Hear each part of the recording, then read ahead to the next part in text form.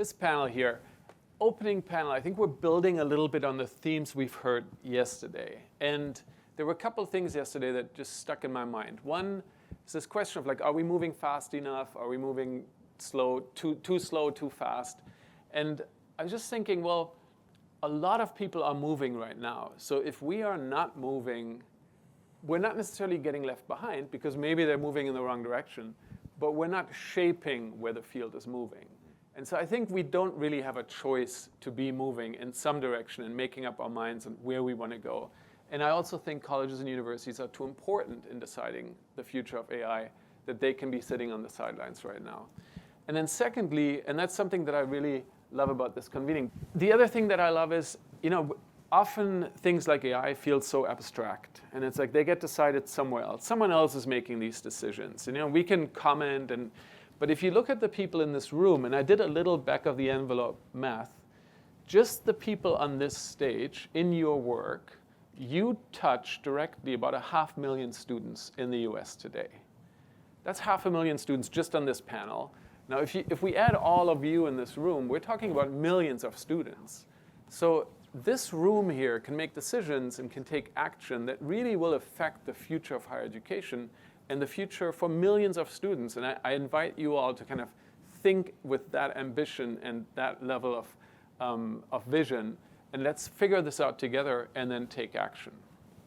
All right, it's a great panel that we have today. Let me pull up my notes here so I don't get James's title wrong, because it is the... It's as long as my name. It is. And I've known you for a while, James, but I still have to read your title because I would get it wrong. So in no particular order, but James Glapper-Gross-Clark, Dean, Educational Technology, Learning Resources, and Distance Learning at College of the Canyons. That's your title, but he actually has a whole other job. He coordinates the zero-cost textbook grant program in California, which is the largest ever public investment in open educational resources in the US. We're excited to have President Rick Gallo back. You were here last year. Thank you for returning. Last year you came as president of Grambling State University. This year you're coming as the president of the University of Louisiana system, including Grambling State, so 9 institutions now. David Perkinson, senior vice president for program development at WGU, which is the largest university in the US today. Overseeing all of the program development across 4 schools, so the degree programs that students are taking. And then very excited to have you on the stage, Mililani Stewart, both a student, but also a leading thinker in AI and a member of the Equitable AI Council. And we said yes, and we've heard it today, how important the voice of students is. And you'll see a student on each panel today, which I think is important. I also don't want to put too much kind of pressure on the students. It's like, it's not your responsibility to fix everything. I think we as a group need to be working together, listening to you, but then also we can't, we're not putting this on your shoulders. So to get started, I thought we could maybe all share, since I didn't do long introductions, maybe say a little bit about your work and how you come into AI, but I thought we could start with what was an aha moment that you've had with respect to AI or generative AI, let's say in the last year, and we can go in this order. Well, and good morning to everyone, and of course, anywhere that Jim Runcie and Cecilia and Robin Miner are, I'll be there. And so I want to thank them for their partnership and their leadership with Partnership for Advancement. The aha moment for me was actually a couple of years ago. My then 10-year-old son, who's now 12, told me he wanted to develop video games. Christopher, that's great. Let's see if we can get you in some coding classes or something like that. And he said, oh no, Dad, you don't need to know how to code. AI does that for you.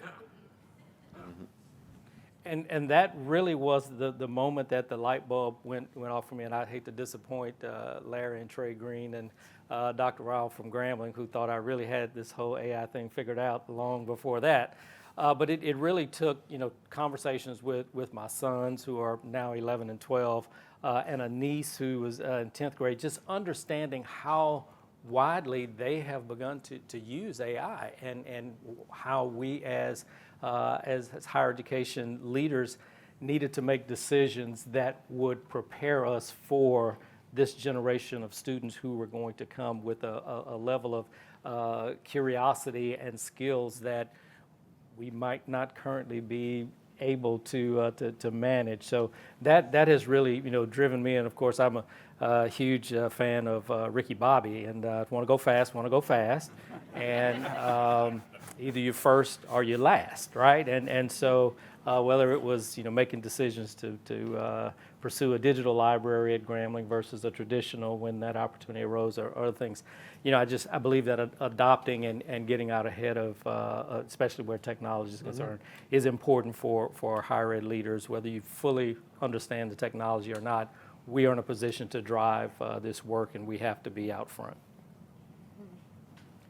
Great. Well, good morning, everybody. A big shout out to the other community colleges in the room, the community colleges who serve, 45% of all undergraduates in the United States and proudly accept 100% of the applicants. So we're very proud of that. My aha moment with AI came, I guess it was the holiday break of 2022 and then going into the new year of 2023. So over the holiday break of 2022, my oldest son, who's a software engineer, AI was in the news, ChatGPT was in the news, and he was telling our family about how routine it was for him to use ChatGPT in his work as a software engineer. It was just an obvious thing to help him do his work more efficiently, and the same with his coworkers. And then a couple of weeks later, I returned to campus, and my faculty colleagues were in an uproar about ChatGPT, and were predicting the end of the essay as we knew it, which might not be a bad thing, but they were predicting the end of the essay, and they were expecting me to somehow make rules against students using ChatGPT and so on. So there was a real disconnect, and that was a real aha moment for me, is that the workforce and the youthful part of the workforce certainly was going in one direction, and some traditionalist colleagues were not quite with that new direction. Good morning, everyone. Thank you. It's a pleasure to be here. So for me, I think thinking about the aha moment with AI was really, of course, kind of the introduction of ChatGPT and the impact that could have on just the pace and scale of innovation. So WGU is an online institution. We're a competency-based institution. Our charter is to meet students where they are and to provide an incredibly broad range of programs. From my seat as the head of the program development department at WGU, we are always challenged with the desire to do more, do it faster, to reach students with kind of an ever-increasing quality and level of personalization in the academic experience. And it was incumbent upon us to look at tools like ChatGPT and see if there was a way that would help us achieve those goals. I think in terms of our ability to kind of reach scale, deliver more programs to market more quickly, we took it in as sort of a live beta test, a pilot on integrating this technology into our development processes to see if there was material benefit to it, to see if it drove any of that pace of change that we needed to see to support our students and support the institution. And over time, we have wrap that technology into our production processes, but then also, I think, taking a look at how to present AI skills to students. So it's not only a tool for creating breadth, but it's also a way for us to keep our students current in the marketplace and present them skills that we think are going to be necessary for them in the marketplace. Yes. Good morning, everyone, and thank you to Complete College America for inviting me and bringing me on board about AI. From a student's perspective, I did not realize I was already using AI. I started on a council at Complete College America as HBCU Digital Learning Infrastructure, and it's a student-led council. In that council, we talked about different ways we can use AI, but most of that conversation was we're already using it. The technology is already there. So whether it's creating a study guide, most students always turn to Quizlet. Even if your instructor gives you a study guide, you want to look at Quizlet because other students have already used it or other students have created it. So we're already using AI. And just off topic here, AI helped me change my brakes and my rotors. And I'm a nursing student, so I have no clue about cars, but YouTube wasn't enough. So using ChatGPT help me figure out, okay, what tools do I need? How do I start this process? Or can I even do this? So yes, AI, you can use it in many ways. You can use it at work, and students need to learn how we can use it the right way. And is the car still braking? The car's good. Okay. Use AI safely, please. We're not endorsing the. It's a fairly important central function to be taking on. Well, let's start with the faculty perspective a little bit, because you said that you came back to campus and faculty was in uproar, and but I think some of those concerns are valid, right? And so I wonder if maybe you or President Gallo can talk a little bit about, well, how do you engage in that conversation when faculty have concerns? Some of them are valid, some are maybe less valid, but how do you bring them along, and what supports do they need to actually be a part of this? Well, faculty senate meeting, I won't call the faculty member's name, but essentially she said AI and ChatGPT is the devil, and we have to figure out a way to keep it out of our university. I said, you can't put that genie back in the bottle. I said, but what it will require you to do is to, number one, spend some time understanding the technology. So you will have to set your traditional way of delivering instruction aside and really go back to school as a professor to understand the technology, help students to learn how to ethically and safely use this tool. I said, because other schools are doing it already. It's being baked into curriculums at other systems. I attended a seminar and heard one of the leaders from the University of Florida system that they were incorporating AI into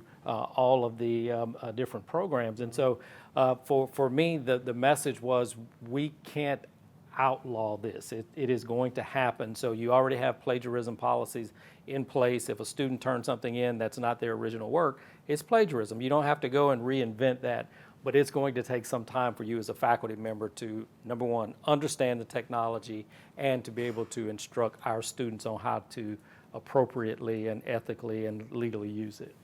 That's right. Yeah, I would just add to that, like almost 2 years after the release of ChatGPT, or the discovery in popular culture of ChatGPT, I think the overall tenor of the conversation with faculty and maybe at universities and colleges is just it's very interesting, right? There are just really interesting conversations going on now about pedagogy. It's like 20 years ago when community colleges first started really ramping up online classes, or maybe 4 years ago when everybody else started engaging in remote teaching. There were a lot of really interesting conversations amongst faculty about, how do we do this? What are you doing? How are you engaging your students? So the conversation has turned a bit more to that. So do you have a syllabus policy permitting the use of AI or not? What are students able to use it for?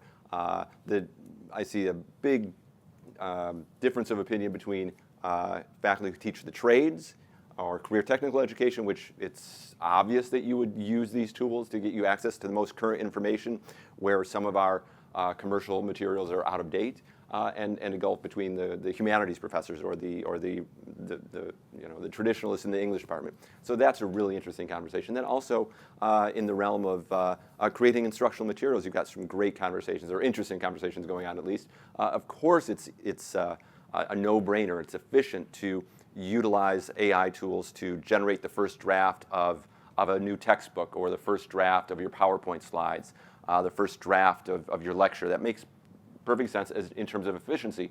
So then you say, well, can we use that as we use open educational resources to relieve the cost burden for students, and to take students out of the clutches of the commercial publishers who are surveilling them, not only exploiting their pocketbooks, but exploiting their data? Can we use AI that way?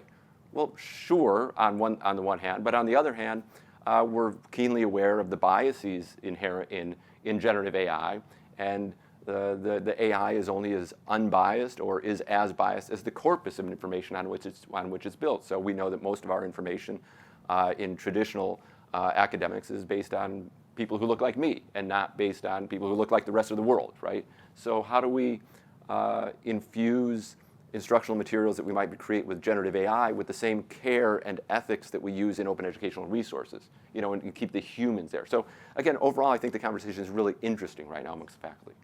And would you say it's changed compared to last year where there was certainly more fear or maybe more resistance, it's changed to more openness to experimentation, or people are starting to realize that this is happening and they're kind of trying to make sense of it? Yes, absolutely. People are certainly trying to make more sense of it, but as you were saying, they're doing so increasingly with professional development and structured learning opportunities.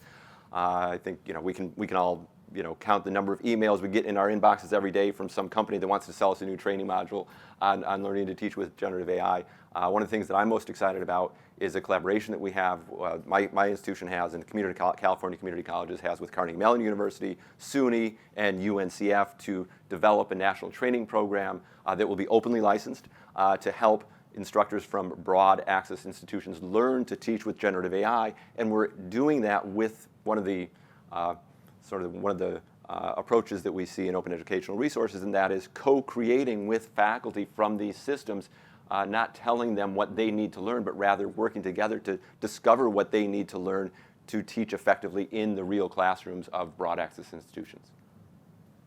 And you're running And we're running a workshop this afternoon, after lunch, 1:45. The after lunch session. Melanie, can I pull you into this? So Yes. we've heard about the faculty and their concerns, and from your perspective, and not speaking on behalf of all the students, but what you're hearing from your peers, do you feel like that shift has happened now? Is there more experimentation, or do you feel like there's still two separate conversations?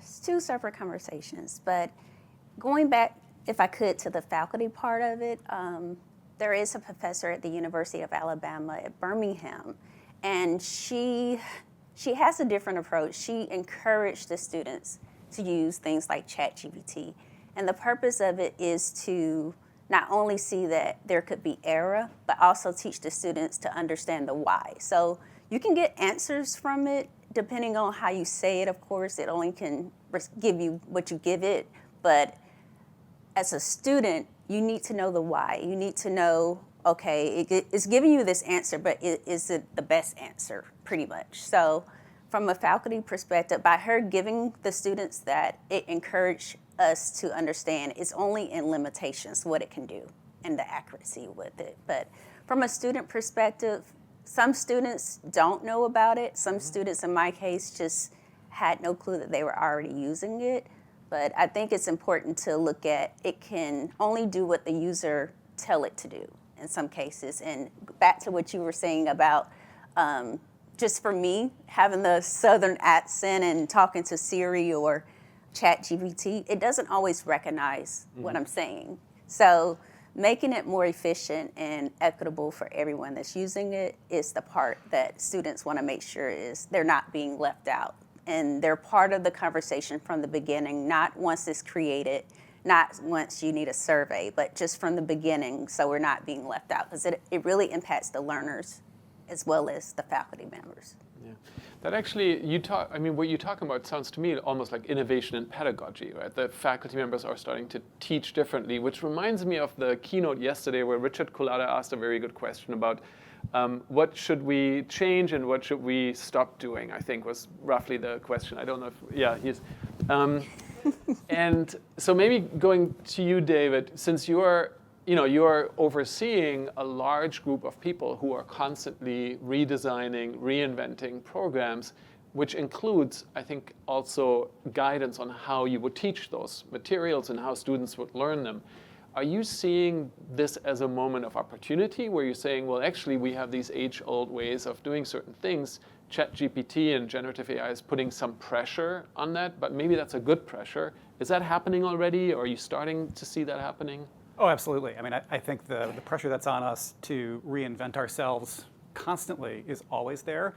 ChatGPT and generative AI in general has maybe sped up the process, is forcing us to do things a little bit differently than we would earlier, but I think it also affords us really exciting opportunities. So, one of the things I think a lot about as kind of the promise of WGU is meeting students where they are. And with generative AI, what we're able to do is kind of look deeper into that kind of level of personalization that we're going to be able to achieve. Again, so like we have been historically reliant on licensed third-party learning resources. Now, those are essentially one-size-fits-all solutions for any student who's going through a program or course. What we're able to do now, what we think we're going to be able to do, is to drive learning resources that are generated more dynamically that can be served up to a student based on our understanding of that student's learning preferences. So it could be the modality, it could be the way the material is presented, but we think that it opens up huge opportunities for us. Now within that, so it's not also, we're not rushing to move everything into a production capacity. We've built a team within program development, my department, which is similar to teams that are being built in other departments of WGU, who's really focused on different technologies that are available to us that we have the opportunity then to go deep on, research, figure out whether or not there's a fit with what we're trying to do and what we're trying to accomplish through the execution of our materials. But then within that, we also have a position who sits alongside these people called an AI ethicist. So it's not just innovation for the sake of innovation and technology for the sake of technology, but doing it in a way that is monitored and is academically appropriate, sound, protective of the student's data, and the implementation of the tech itself. Do you want to chime in, James? Well, I want to learn. I want to know more about the AI ethicist. That's fantastic. We know one of the things that occurs to me whenever in higher education we introduce new platforms, new third-party platforms.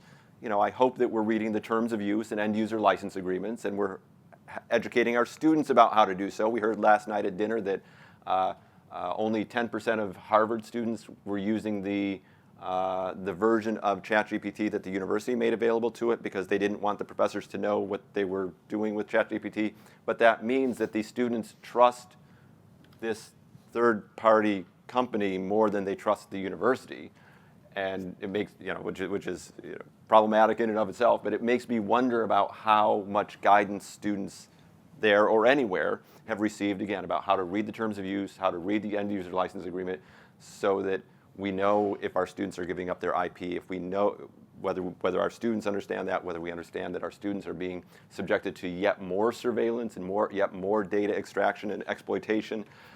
So how do we provide our students with new tools, with the latest tools, but doing so, again, with that AI ethicist present without exposing our students to more harm, and particularly for broad access institutions. We know that the students we serve are subjected to more surveillance and digital redlining throughout their lives. So as we want to expose them to the current tools, we also have to balance that with bringing them deeper into the surveillance regime. Yeah. So we've talked a little bit about faculty perspective. We've talked a little bit about students, and please keep it going. I want to shift maybe to you, President Gallo, and think a little bit about kind of the leadership of the institutions, because some of these questions around licensing, around protecting student data, around pedagogy, they really require senior leadership. And so I wonder if you could maybe reflect a little bit on your experience driving some of those changes, but also turning it to the room. What are the things that foundations, that technology developers, that other universities could be doing to support leaders who are facing this challenge? Sure, and I brought a prop this time, and everybody raise your BlackBerry. Anybody? All right. We all love the wheel and the feel of the keyboard. If you've seen the documentary while you've been flying, you'll know what was driving the decisions at BlackBerry. And of course, to go from a 44% market share to 0.048, I think is the latest market share that BlackBerry has in the smartphone business. It means that they didn't innovate. They were comfortable where they were, and as a result, basically went from number one to obscurity. So we as decision makers have to continue to innovate. We had an opportunity at Grambling to develop a new library, and when we sat down with the library consultant, she said, what kind of library do you want? I said, well, I don't want the one that I studied in the 80s. What does the future of libraries look like? And she said, it's digital. I said, well, I want one of those. And so just recently, last month, as a matter of fact, Grambling cut the ribbon on its digital library and Learning Commons, the first in the state of Louisiana, the only HBCU with a digitally born library. Some people thought I was crazy, like, where are the books? I'm like, okay, well, you show me the data that says students are checking out lots of books these days. Most of the research is being done online. So I think, we have to make good decisions based on the data, but also with an eye towards the future. And so I would just encourage, decision makers to do just that. Obviously you don't want to be foolish in making these decisions, but I think we have to, again, look, and in my Enneagram, I'm a futurist, so I look over the horizon. I may miss something right here in front of me, but and that's why I have amazing people around me to help balance me out. But we have to be innovative as leaders and make decisions that will position our institutions not just for today, but for many years to come. Yeah, thank you.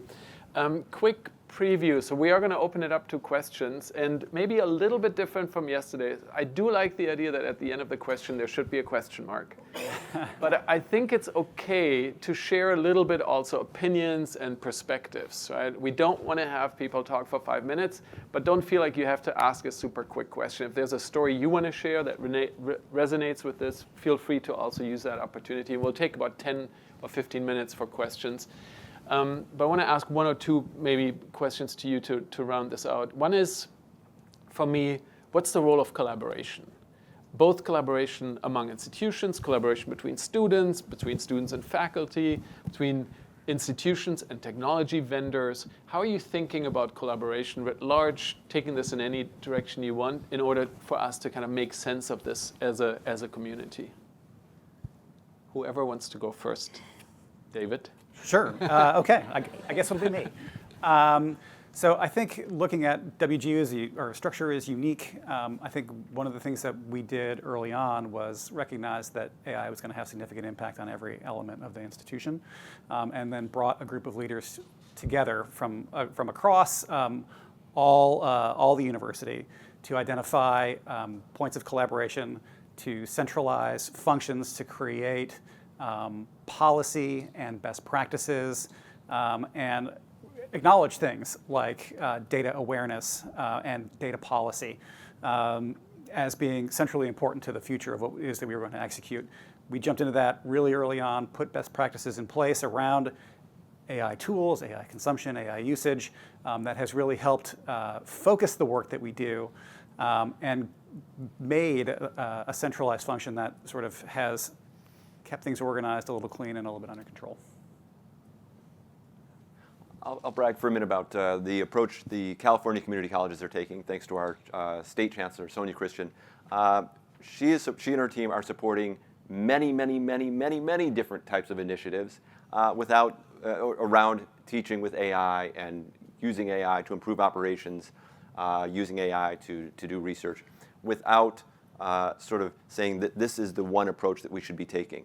Our state system is organizing podcasts and summits and sponsoring AI fellows to lead the conversations, investing in projects such as the one I mentioned earlier, where we're collaborating with Carnegie Mellon University and others, investing in professional development courses that can offer a formal certificate, and so on and so forth. So while we're still in this period of trying to figure out which way we're going, but we want to act, as we've heard, we do need to act, we do need to move, but without prejudicing the outcome by investing too heavily in one direction or one approach. So that requires collaboration across our community colleges, and it's a large system, 115 colleges serving 2 million students. So we have to work together to move that massive ship in any direction. Everyone's looking at me. So just from a student perspective, I would say when we go to workforce, we want to be ready. And if we're projecting 5 years or 10 years or however much time, preparing us for what that looked like with AI would be great. Or even if, for me being a nursing student, I know once I get into healthcare and dealing with clients, there are going to be certain things related to technology I won't be ready for. So are we really setting the students up for success and what it really would look like now? Or are we stuck in the past of you read it, you do all of those things and get to the job field or career path that you're taking and you're not using it? So I want to be ready for that. I want to be ready to embrace technology, but also you want to have different options and different approaches. I'm not saying throw away all the traditional ways, because evidently it works. But we do need to include AI in teaching as well as preparing the student for what it may look like. So you're not spending a great amount of time taking courses that may not even be needed at the end. So I think that's important, having that guidance and making sure your academic maps match what's going to look like in the future. And if I could add to that, I always had a 3-point sort of checklist that I would go through in making decisions. Number 1, is it good for the student? Number 2, is it good for the university? And then number 3, is it sustainable?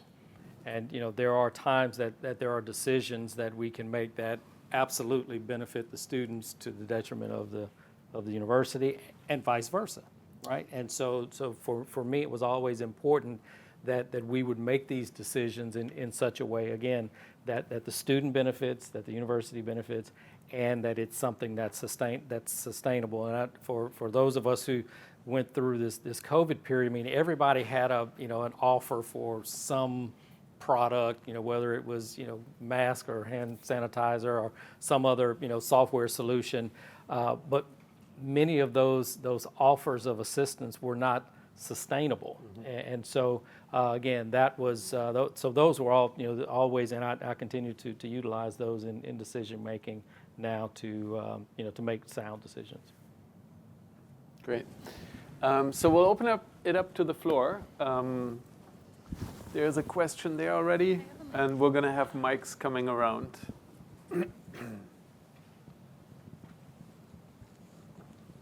And maybe as you ask the question, just introduce yourself Sure. briefly so we know who you are. And let me just first give you a little bit of background of myself. I'm Zhongzhou Chen, and I tell everybody to call me Chen because Zhongzhou is clearly not very easy for most people. I'm from University of Central Florida. I'm a physics faculty. This year I'm on sabbatical, but when I'm not on sabbatical, I teach 200 and 300 student classes. So I started recently calling myself a learning plumber because I do the dirty work of keeping, well, not the dirty, but dirty but glorious work of keeping the STEM pipeline flowing. And I use duct tapes to, it's a metaphorical duct tapes of technology to keep it from leaking. And I'm also a researcher in education research and technology enhanced education research. And my question is this, what does it take to integrate all these efforts from the leadership to the first line teachers? And some of the panelists mentioned that teachers have lots of concerns and lots of challenges, and you can tell them to go learn the AI, but where's the support, right? How do we form an integrative team or integrative effort that consists of not just the leadership, the students, the teachers, to collectively innovate on AI to find the solution that really is the transformative solution? I guess this is not just a question for the panel, but also for Philip and Axim as well, because you're the sponsors for this type of effort. So what is the future of this? I would say it's a question for the whole room, actually. So hopefully that question will resonate with everyone, but I'll let the panel answer first. Well, I think a great question. To some extent, it's well, to a large extent, it's a question of both the support team and the leadership at the institution having a support team in place, whether that's instructional designers, an AI ethicist, I want that job description, boy, or faculty leadership taking ownership and paving the way to help other faculty understand that going down this path is not controversial. You're not going to, if you're a probationary faculty member, you're not going to jeopardize your career by experimenting. And it's a matter of leadership also to provide the resources for those positions, but also the space, whether it's a couple of course buyouts or sabbaticals or a physical space of a teaching and learning center, somehow to provide a space where people can come together and collaborate across their silos, across their units. I think everybody's got a role to play in it. I don't think that, and again, beginning with the students, I think we have to understand what their trajectories look like, and they need to understand the technology and have a place at the table. So I think it's got to be a collaborative effort that we all have to do all we can to understand the technology, which will in turn help us to make better collective decisions.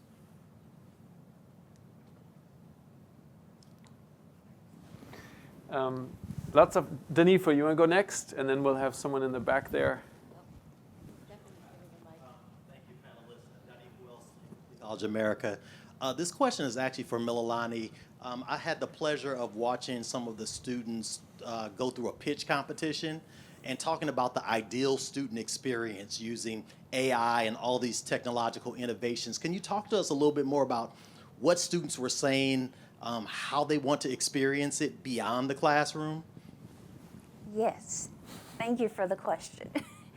So outside of the classroom, every student's lifestyle looks different. And it's not that every adult learner has kids or every non-traditional student has a parent that went to college. We have first generation, but we all had that common need for guidance around like mental health or support when you don't have the proper equipment to do your work in the classroom. So whether that means that your library may have all these new computers, but most of your students are off campus and they need laptops. So having that support, not just, I guess, academically, having a holistic approach to advising your students, because you would be surprised how much students have going on. And it's not that they don't want to do the work. It's not that, they want to take a shortcut. A lot of times they just need that support. And what that may look like at 2 a.m. when you have that question and you everything is closed, there are no advisors, wouldn't it be great to reach out and just ask that question and get an answer back? Because when you have a question, you need it now. Like, you really need it now. So whether that's making a decision about, should I drop this class or should I take this course or does this make sense? And you need that answer, but there's no one available. So changing how we advise students, I think, is very important, but also the mental health part of it. And believe it or not, there's still food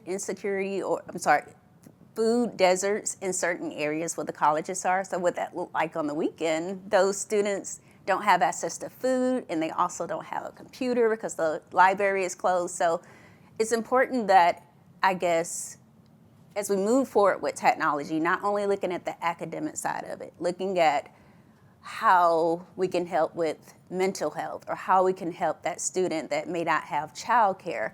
And what we did was it was similar to like I can't think of it right now, Shark Tank, I think. And that's where we were creating this app where no matter what school you go to and you're in the same area, if you need a ride because you don't have transportation, that may not look the same for every student. You may not have family nearby. So that support is important. So having this app where you can say, hey, I live on this side of town, anyone can give me a ride. And it's not like Lyft or Uber. Of course, that requires money. But most students don't have the extra funding. Or even if, for me, being a nursing student, and I know I'm jumping around, being a nursing student, I want to drive this point. We can see how much the tuition is, how many hours you're going to take. But what we can't see is your books and your scrubs and all the equipment you need is exactly the same cost as the tuition. So if the student is depending on that Pell Grant or doesn't qualify for financial aid, what does that look like for your institution? So making sure there are resources on campus, but also the ones that are not on campus, keeping them connected and finding ways to make sure they feel a part of that community at the school. Thank you for that question and thank you for that answer.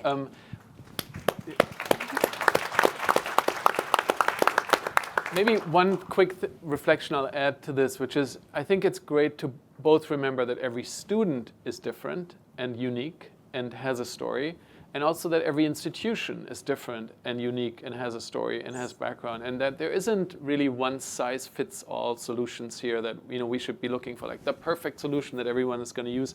But we really have to understand what's the context of the student, of the institution, what makes sense. And it reminds me of a collaboration between MIT and Quinsigamond Community College, and the colleagues are sitting in the back there, where they were debating the use of an AI tutor.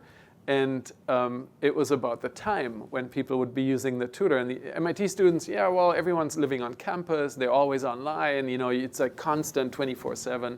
And the Quinsigamond group said, well, actually, our students don't really show up during the day because they're all working. And then they show up in the evening, and there is no staff to support them. And so it was a completely different use case. And it changed the way that AI project evolved and the tutor was developed. So I think there was a hand in the back there, but also, I think there was one first there, and then we'll go to you, Patrick. I'll pass it over to whoever's going to speak next right after.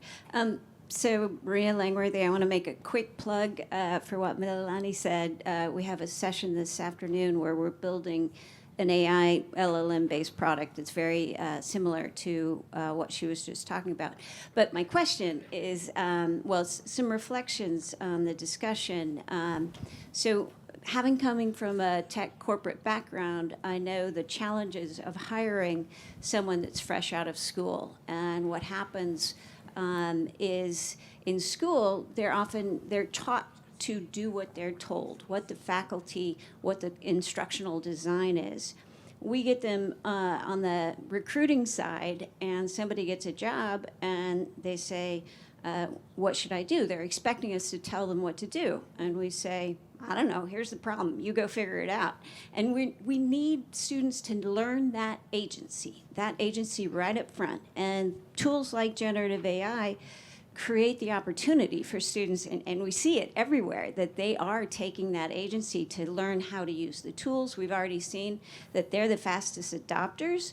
So when we talk about, faculty development of AI skills and how they teach the students AI skills, I want to leave you with one story and then ask you how you're thinking about including students in the new instructional design. So a couple years ago, I was doing education research, and we had some rubrics for looking at how instructional design could be much more innovative. And we took those rubrics to 3 groups. One was a teacher-only group, and one was a student-only group, and the third one was students and teachers working together to use these rubrics to design a new project in school. And the teachers stood back and said, well, we can't do this. It would take too long. And they never came up with a design. They said it wouldn't meet standards, et cetera. And the students took about 10 minutes, used the rubrics, came up with a design, but it wasn't really good. But the students and the teachers working together came up with a really, really, really rich design of how that instructional model could be advanced. So, that was a powerful thing. And one of the students took that to metacognitively think about how they could be a part, have agency in the teaching and the design of instruction. That student went on to apply to be a teacher, went to Harvard, went to Stanford to to learn how to do this instructional design, so inspired. So coming back to the student, you'll hear me harp on it a lot. How are you really deeply thinking about how to include students in that professional development and in that new instructional design? Well, first of all, I want to talk to you afterwards and learn from you and take notes from what your approach is.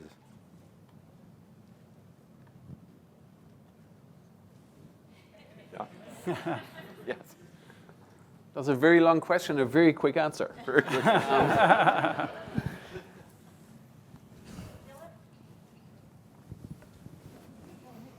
All right, we have one question there, and then we have one more there, and then I think we got to wrap it up. Good morning. My name is Jamal Wickfall. I'm a sophomore at the University of South Carolina State, and I'm studying for nuclear engineering. And my question is, what are some ethical considerations that we as students should be aware of when integrating AI into education? And how can we teach our peers to use AI as a tool for innovation rather than a dependency or limitation? Excellent question.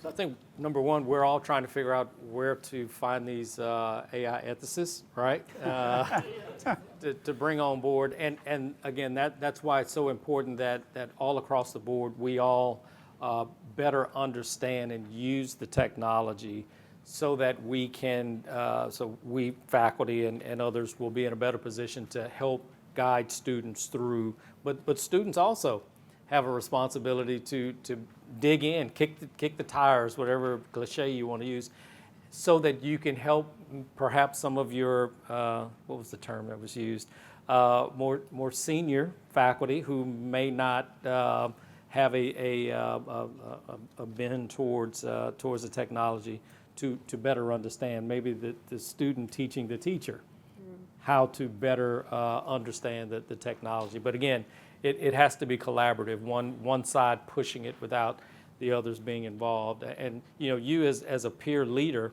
will need to help your classmates and peers understand that AI is not a substitute for doing your work. It is another tool to help you along the way, whether it's to know how to start a thought and take it from there. But again, you all have an amazing opportunity to guide your peers in doing it right, much better than I could from a system level.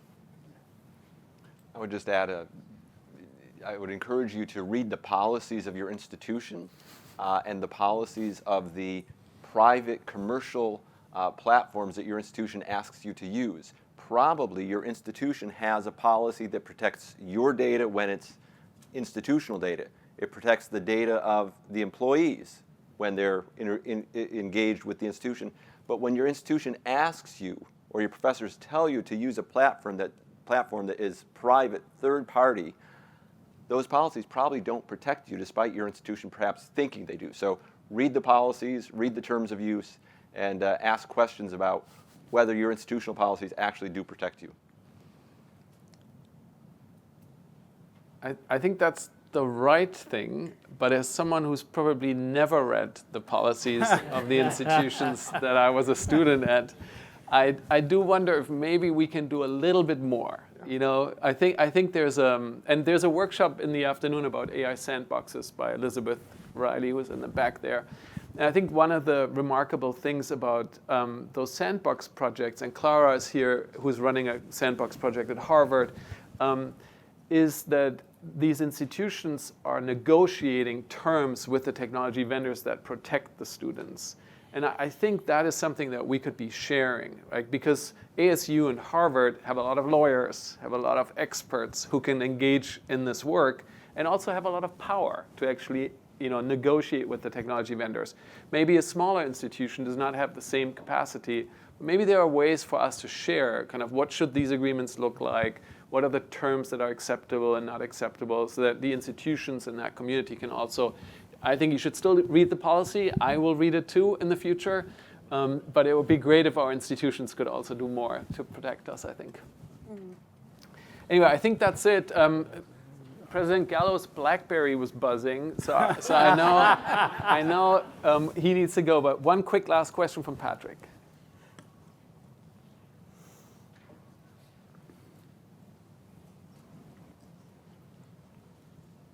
I'm not sure if this is wise to ask at the end, but maybe it can trickle into other sessions as well. So one thing, and Patrick Russell Allison, I'm with Arizona State University. One thing that has really struck me from the beginning of the convening is that we started in an old lecture hall, that we then talked about physical classrooms. We talked about faculty conversations on campus. And yet we're talking about a technology here that could fundamentally change how all of us learn, how my 11-year-old learns, how my 70-year-old plus parents learn. And my question is, are we fundamentally missing the big impact that this technology is going to have? And are we thinking too incrementally? And are we just putting duct tape on the system that we already have? I see lots of heads nodding across the room. Quick reactions from someone on the panel? building the plane while we're flying it, maybe, comes to mind. I mean, it's moving so quickly until I don't know that there was really enough time to develop a holistic approach. I think, some of this we're learning as we go. So I think, and I'm sure I could learn from you, being from Arizona State, because y'all do a lot of really great things well. But I think ultimately we're going to have to figure it out as we go.